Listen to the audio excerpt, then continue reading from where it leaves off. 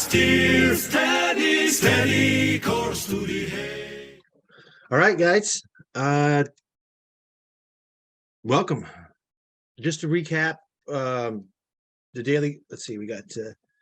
Yeah. That was a cool. I like that song. If anyone wants that song, let me know. That's like a Viking power song. So let's just zoom out real quick. Obviously, we had a great day yesterday, right? So just in principle, if there's like a series of great days, it's just the next day is always going to be a little bit more. Yeah, I'll send that to you, Thomas. It's the next day could be a little bit more. I was trading very aggressively. Even I had a great day, so my energy was high. I was trading usually when I'm doing other things, preparing to go to bed. Um, uh, just in general, right after we have a strong move, it's just the next day is going to be tough. Sideways up was the call. We could go consider consolidation, but considering that we've had 1, 2, 3 days up, I actually afterwards was like, I should probably tell people that when we get up into these higher time frames to really start taking it, because it would have to be really bullish to just continue on. I mean, it could have eventually, this is going to happen, but I just have to remind myself that what eventually might not happen, what eventually will happen has to have a timing thing. And just in principle, green, we're trying to break out. It's like, do you really want to be buying up here? I mean, pulling back, so sideways up. We're not trading breakouts, right? That's why the best move was to either hold a runner from yesterday, which I'll get into because I talked to Corby about this. We both tried to get in last night. It was pretty tough. This is one of the. Now, this was my runner. So psychologically, right? My first entry was somewhere around here on this double bottom in real time. And I don't know if it was just the pressure of the morning, whatever. I should have done my super performance morning routine and I went right to the charts. Plus, I gave it as a signal. For some reason, I popped out, took half off, not even at 2-1. And then I think I got out at the rest, like a point under the entry, something. So it was like break even, right? And it's like, why didn't I just hold that? It's like, it was literally a 4-point stop. I average 8. This one was like a super clear invalidation point, right? Because this was a support zone. So the way I use these key zones, guys, for the people that are new on this, I'm using a top-down daily call. Let me just bust that out real quick.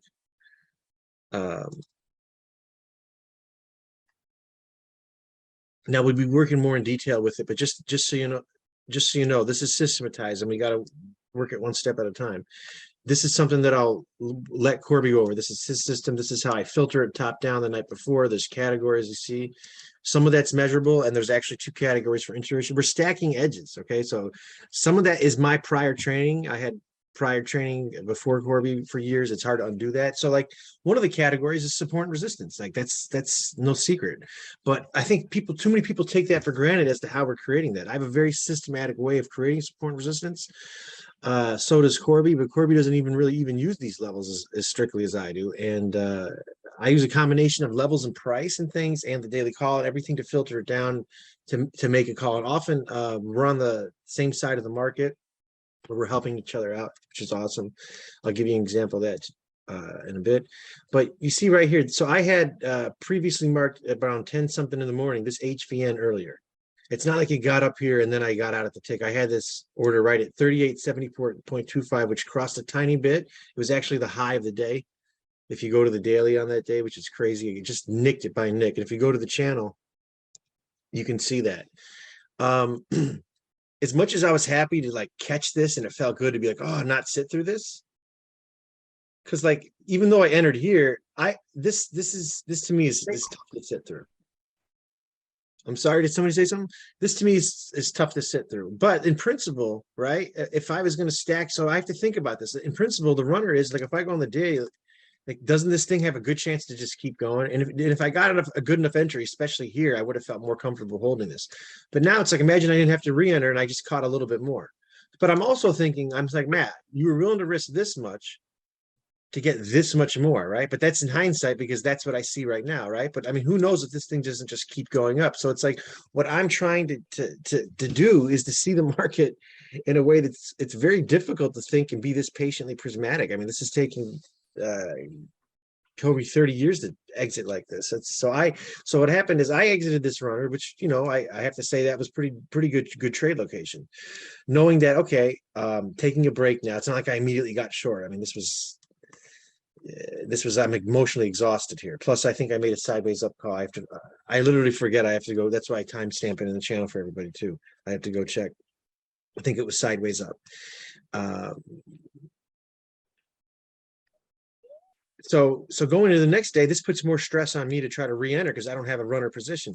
Which let's say I had that runner position in, I obviously wouldn't be re-entering here because I'm thinking, okay, well, my invalidation point is on this breakout trade, which was the second. This is not on a sideways up call. And I talked about it. Hopefully you guys see the whole thread. I did this in real time. There was a mistake here on my exit. This was like break even fear. This was completely a mistake. 100% that was a trade that I exited, not based on anything really that I was seeing that was telling me to leave. Just some fear. I don't know. It was a little bit of sometimes this happens if I don't wake up and change my vibration to a higher state. But sometimes I just gotta wake up and trade because sometimes I wake up and I change my vibration to higher state and I miss a trade.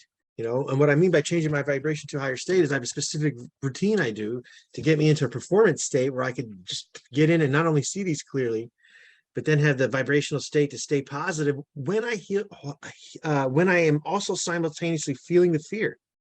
Okay. This is a fade setup. I planted the day, low of the day, something. You could see in the channel. That was the entry on the green line. Posted relatively real time, planned out ahead of time, and just got out too soon. And then I'm watching this, right? And I'm thinking, damn, I missed this, right? I'm thinking, oh. And then I saw these candlesticks, right? And I'm instantly thinking, okay, this is probably going to break because we just took out all this structure, this is 15 minutes and hours, and this has just been chopped. I mean, there's a good chance it's going to break, but I have the discipline where it's like, this is not a setup for me. This is just a pattern I'm noticing, and I feel FOMO. And a lot of the times what happens is we feel FOMO and we keep doing this over and over again, and we keep losing over and over again. So it's like you have to instantly recognize in real time and just go to an abundance mindset. I got up, I stood up out of the seat, went upstairs, relaxed, went outside, jogged, came downstairs, jogged around a little bit. This maybe took 5 to 10 minutes. I just walked, just let it go. I said, hey, I'm a day trader. I have an abundant mindset. I love the fact that the market provides so many unique opportunities for me to take low risk entries. I have an abundance mindset. I'll get the next low risk trade. That's it. It's in alignment with my call. In my mind, right, I'm thinking, okay, well, now that if you look at my sheet on this day, I think I had more up to sideways up than sideways to sideways. I think there was no sideways down and sideways up primarily, obviously, but also a few up as well. So it was, you know what I mean, neutral bullish. The idea really, which was really the idea coming into the day for the top-down daily call, is that contextually, right, we had this giant pattern here. We broke it. Now we had another bounce. We broke it. And I'm thinking, okay, we have a trend up, one leg up, one leg up. This is a special pattern here, right? If we can hold this breakout spot, which was marked in green here, which would then become the initial support in blue that I changed, but I just haven't done it yet. I switched it to a new, this is the day before. I had to switch it to green now. I'm going to get into all these color codes on the website. I'm going to define everything, but just in general, blue is what I mark for like the initial support and resistance on the day trade, because I'm an intraday swing trader, right? I'm trying to catch the biggest swings intraday, and I'm getting better at maybe holding runners to these longer swing positions. But basically, I usually am in and out during the day. So the idea was that if we could hold this, this was Monday the 24th. Somebody help me out what day that was, 2 days ago. Friday's overnight, whatever. That this thing could, have more room to go, right? So we're not getting, obviously when I exited on that trade at the HVN, we're not getting super aggressive. This is when amateurs would call me up and say, hey, should I buy? You know what I mean? It's just overdone, right? So pulling back into this was really, and then the double bottom, which converted on, plus the sideways up top down call, which I'll have to show you on a different day, whatever, confirming it intraday. That was the basic idea. Top down, like, this is a pattern. We're breaking out of this pattern. We had a false breakdown pattern, which is, so there's a pattern at play, which is now shifting the time frames while still, which is, but so this major pattern, which is dominating the bias, is now going to be contextually taken into consideration into the context of this higher time frame, right? So as we're coming up into higher time frame, intermediate term or whatever, bigger picture, this is a couple of whatever, this is from July, this is bigger picture. We're backing off, but this pattern is not this pattern is not invalidated yet, right? So anytime it comes back into the pattern that started this trend, right, the time frames could realign again, and that's when I would become bullish again. When it's getting extended into this, I'm getting neutral bullish on my bias because it's backing down, and I'm not super excited to just step into this thing and be the first hero that shorts this on a reversal because I don't think we're really done. I want to go with this trend more if it keeps going. But I mean, I'm open to whatever, because anything can happen on any given day, and that's the real nature of market realities. We are always taking stop losses, guys. There's no shame in taking a stop, even though I still feel shame taking a stop sometimes. Just, I mean, no one wants to take a loss. Let's just, that's why sometimes I get out of trade. So what I got to do this weekend is I got to go back and say, okay, I've made daily calls and I've also made discretionary overwrites, which is fine. I've been doing this for a while, but now I got to really go back and hold myself accountable. Well, how many of those discretionary overwrites made me money? Versus how many of them, maybe if I took the small loss, the next time I didn't take that discretionary exiting too soon, I would have moved it all up. Sorry, let me exit. That's an alert I have when a special someone texts me. That's if anyone wants that beat, that's still tipping. From way back. Showing the age, boys. Thomas knows what's up. Okay. All right, so now that I missed the Class A trade, just given the history of this based on that sideways up call, I'm thinking, oh wow, now I have to go to a non-system setup, which is also part of my trend. This is not just, I don't just follow indiscriminately breakouts. I mean, it's very, I've reduced the frequency tremendously with this top-down COBS system where it's like I filter everything anticipatory and then we let these things run into breakouts ahead of time. But there's also just contextually, right? It wasn't just the momentum that confirmed it. I'm already ahead of time thinking on the daily, right, that this is going to be a huge pattern bounce breakout. So like the risk reward, if it starts moving with confirmation on price on market internals, it's unfortunate I did miss it, but it was a mistake. So if I didn't quickly forgive myself instead of beat the crap out of myself, I wouldn't have caught the second one, which was, you know, the Class B entry, which was on the market open. It was an open drive, which is in the first, I don't want to say 10 minutes, 5 minutes, it just blasts off and it's just boom, the volume kicks off and you're already thinking that it's like, this might not retest. And there's a bullish confirmation and internals. It's opening up on an extreme level, which I can get into. So you kind of have a feel for it. Top down, you're already feeling for it anyway, right? Sideways up, knowing that you made it, knowing and having the experience that this is not probably going to retest, and having the ability to manage your risk and have a quote volatility stop when you do take a momentum based. See, this was a location based trade, and quickly I could have 4 points. And you might say, Matt, don't you want to have it behind your zone? Well, yeah, ideally, but do I really want to risk 79 on a 91 on an aggressive idea when we've really tight range? No. So what do I do? Does that mean I just don't do it? No, I'm not quickly always going behind the zones. It's good enough that we're at the top of this relatively wide zone and that I can have a clear invalidation point. Now, on average, if I don't say otherwise, it is 8 points in the ES. I'll get into what Bitcoin is. Bitcoin is about 1% with fees. Unless it's so awesome that we just do it, or I trade half size and have a wider stop. You have to really, and I'll get into that, but the idea here is that this was in alignment with the daily call. This was the wide enough double bottom if we go on the 68, but this was fine. Plus, we had the confirmation of the zone. Israel, I gotta meet you, buddy. Your kid. What's up, Iz? I can't mute him, so he can't say anything.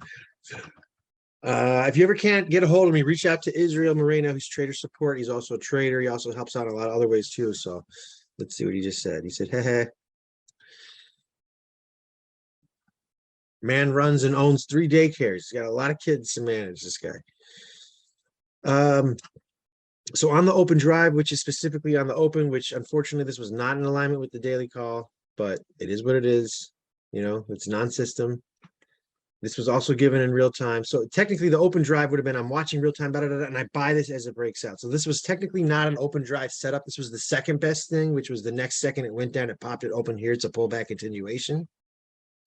Right. But either way, you're buying the momentum, pull back, whatever, the idea is that if you're anticipating momentum, and there's a lot of reasons why top down we were, and the price was confirming it, the idea is that you can't use location to get back on, and then you have to use a stop that would at least invalidate the volatility of it. So rarely would I give this, because we're obviously going into initial resistance, but obviously testing it, and writing that larger time frame, bigger pattern, and only doing this setup when I say the short term as a neutral bullish bias, which I already said. Plus, this is an IBB pattern. We're breaking out into it. There's a lot of things, right? Pullback continuation, shallow pullback, tick not breaking zero. I'll get into that on the AD line. Let's just we can get into that, but that's not as important. This popped up, and I'm still not sure, right? So part of me is thinking, I know I should hold longer to that, but the idea not to take a loss and to feel like a winner really quickly, scaling out. This is so volatile, it takes out 8 points really quickly. It doesn't look like much, but back in the day, this was not the case. And I just started trading this again in May. I started way back trading this six years ago. But basically, it's been Bitcoin. The idea is this, you just kind of get a feeling when this move. This open drive candlestick is unique. This thing is a unique open drive pattern that you only see. Sometimes you would take, if you only look for that, well, oh, Matt says buy when it breaks up. You think that would be so easy. I wouldn't have to do anything. You're just going to lose, because sometimes that's a setup to short. So be careful, or sometimes you just don't do anything. And sometimes you lose, sometimes you're just flat out dead wrong and you make a mistake. So, oh yeah. So basically, yeah, it's like, what separates, in the psychology of like the best athletes, like the Larry Bird, the Magic Johnson, and the Kobe Bryants and the Jordans. It's like these guys forgive themselves really quickly. They take the next shot. Cold, take the next shot. You know how hard it is to take a fade and with real money, real time, post a chart live, take a loss, and then know the right thing to do is to take again and still take it. And who cares if I get 2 losses? But it sucks if you have a new guy that come in and doesn't understand this expectancy-based strategy, and I'm posting these higher risk things, and they're like, man, 2 losses in a row, I'm out of it, bro. It's like, well, then I'm like, shoot, now I have to take on that energy and realize, hey, trading losses equals success. This is not, if you want to buy an old strategy and take a risk, go for it. You get out with a 1 hour loss, you can make it back literally. And keep in mind, I always say to myself, I'm like, Matt, you're going to make it back. Pause. You don't have to make it up now, even today, even tomorrow. Patience, relax. It's not the right thing to do. So there's always, so I'm trying to reprogram my neural programming with my emotional response to be at least aware when the counterintuitive thing, feeling fear, on a fade setup, when this was just waiting. I'm like, will this thing move, for Christ's sake? It's like watching paint dry, but that's but the other part of me that's separated in real time was like, man, it's 4 points. You have to take the loss to invalidate your idea. That was the correct process. And look what happened. Who cares? I would have lost half an hour, 1 hour, 8 points, big deal, boom. Not saying I would jump right back in again, because a lot of times these things break down, they false break down, they go back up again. But that was getting out too soon. Now the momentum open drive, get back on the pullback. This technically should have been the financing point, but whatever, that was a second. But now I have all this out, and this is a good run. I mean, this is 1438. I mean, this is 20 something points. I mean, I know it doesn't seem like, oh man, you only caught this, but if you go back in 10 years ago, these ranges were tiny. It was like, if you had a 14 to 16 point range, that was like max. Here's just like an open drive. It was just chop city. So, yeah. So now that I have that off and breaking this pre-market resistance, which is yellow, which is always the weakest one. So I'm going to call that yellow is strength-wise the weakest. There's always reasons why I kind of give reasons a little bit why I'm trading these things. They're based on a lot of key reference areas, and I'll have to do a whole lesson on those. There's, obviously breakout launching points, a breakout bar, major tails. Obviously, we're on the larger time frame, so I'm looking at, okay, this is a super strong move that came, so we're really watching this. Pausing up here and just closing, and then this is the retest, and then see how this we went straight line up into it, action reaction equal down, right? Sideways, at least neutral but bias when I'm coming up here on both. And then it turns and it's like closes heavy. And you came up here thinking, now this time fractal up, creep up, fractal. resting, but trends with imbalances, but a bounce to rest potential energy, resting potential energy up. This fractal is 100% of that. Then it rests because people take profit at half off. If you want to, that actually works on all time frames. Sometimes, you know what I mean? Enough of the time where I do it. Remember, if I ever catch myself using terminology that sounds absolutist, I have to correct myself because there's no absolutes, but these are all principles that when stacked together with the right risk management, makes it hard to lose money if you put in the work. That's it. That's all I'll say. I'm going to just check the chat real quick. Any questions? Anyone right now? I'm going to take a real quick break. A question break. If anyone has them, you can post them in the chat or unmute. I'm going to give a pause for that for a second.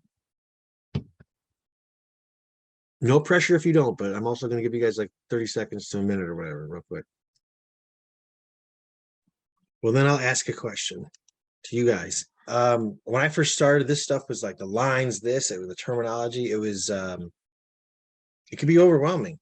But now that I've been doing it for so long, sometimes I'm like, is this stuff so obvious? Is this too easy? What do I need to show them? You know, I have to go back. I'm like, no, remember, some of these guys are just starting out. They have different systems. So, is there any question? There is no bad question.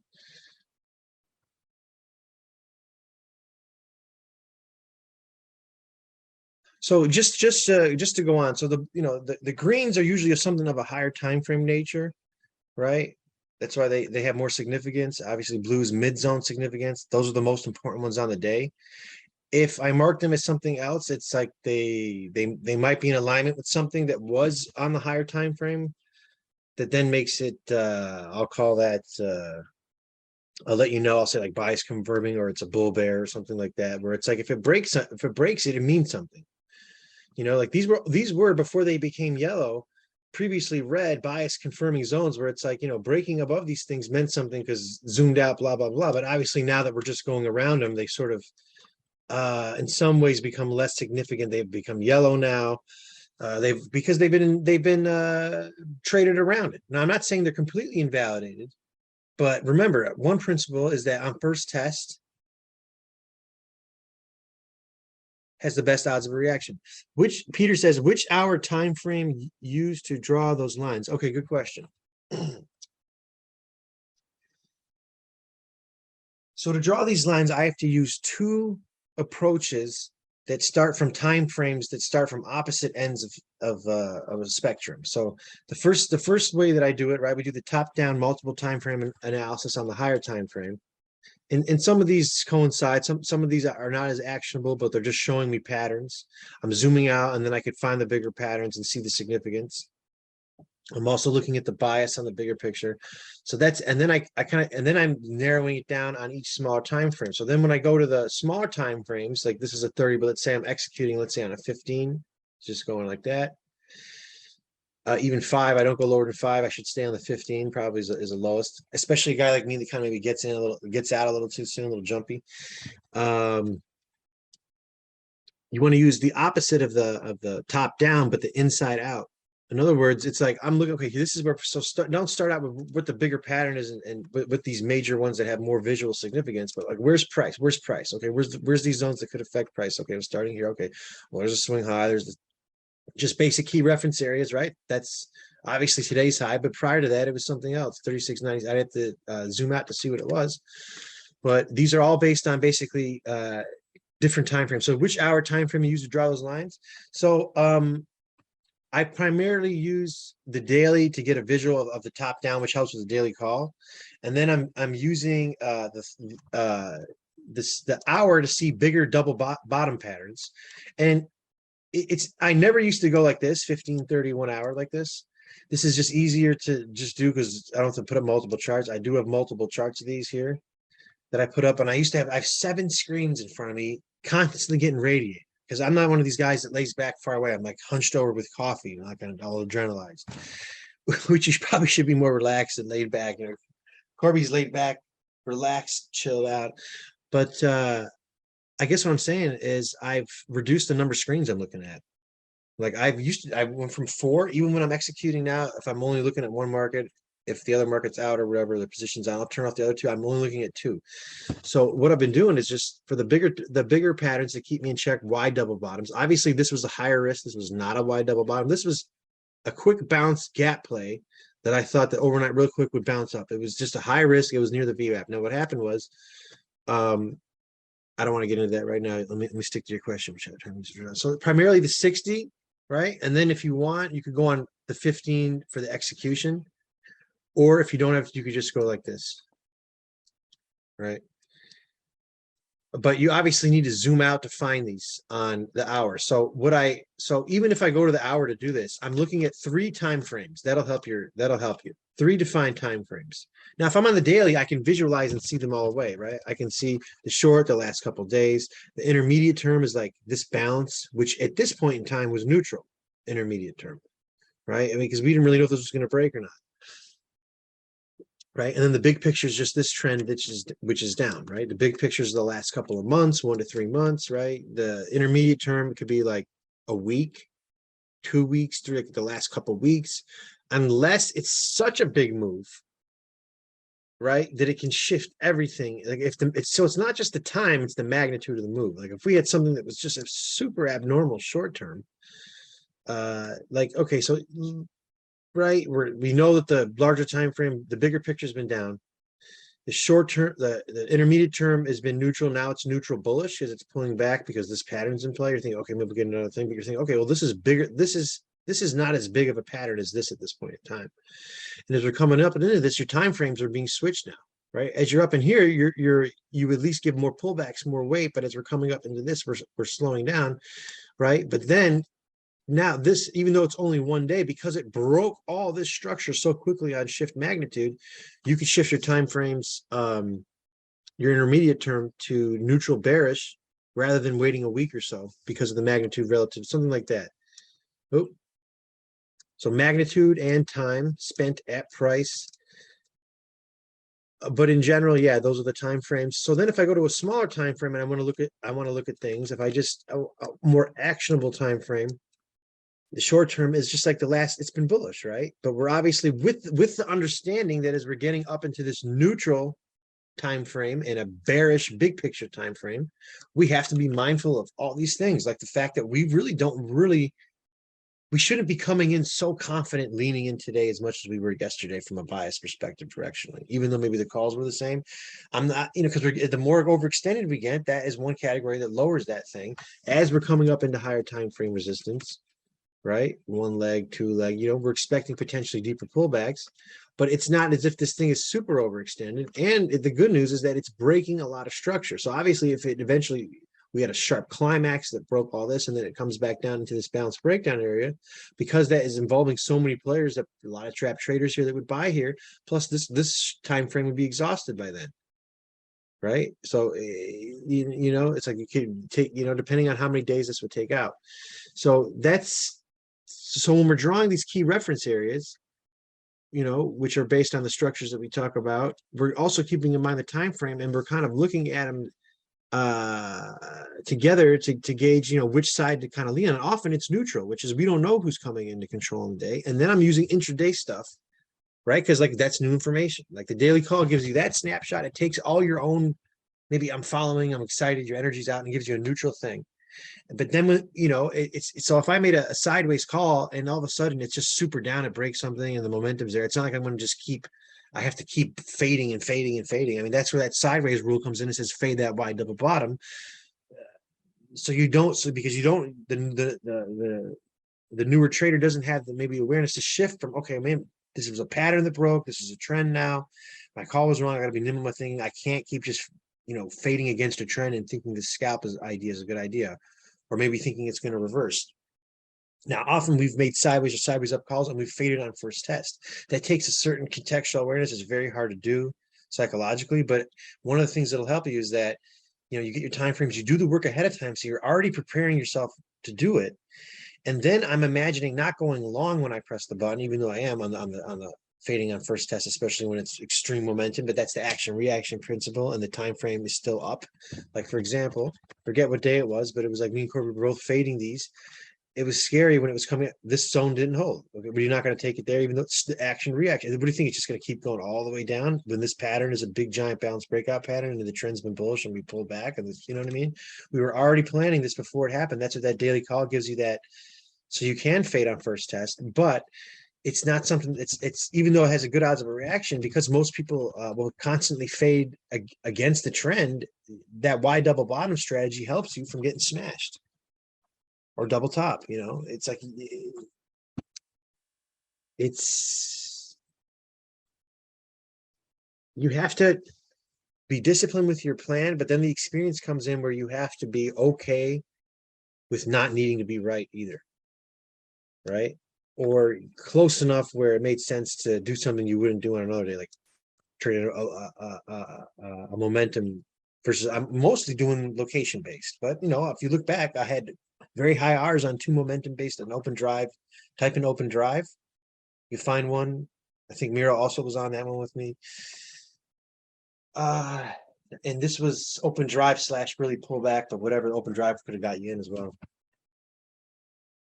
But how can we do it better? That's what we have to ask. So how can we get in here? And hopefully, Peter, did I answer your question? Which time frame you usually answered it?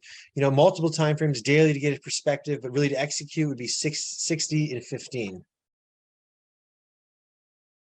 Notice I didn't say 1 to 3 because a lot of people think that, oh, you know, you have to go on these. No, the 1 and 3 kind of can psych me out. So how do we, you know, be patient with our targets and be okay with getting a loss? It's like, well, intellectually, we know this, we told the system, we planned ahead of time, but the emotions still got me. Most of the times they don't. Forgive yourself, move on, whatever. But now, if you guys can, if you have if you need a second or two, have some stereo headphones handy. This program that I'm about to play is going to help program those principles that we just talked about.